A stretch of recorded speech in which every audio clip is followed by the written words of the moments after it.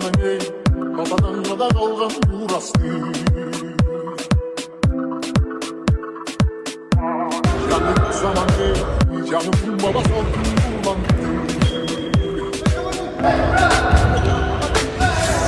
Kalsın bir saklağa del kaçındı.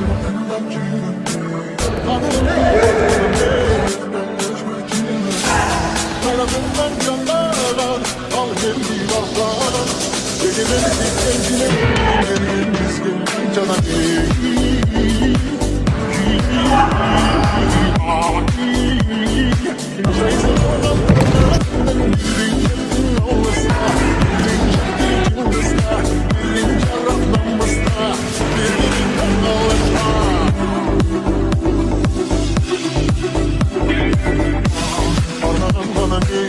Yerim içinde ölçmesin yetti.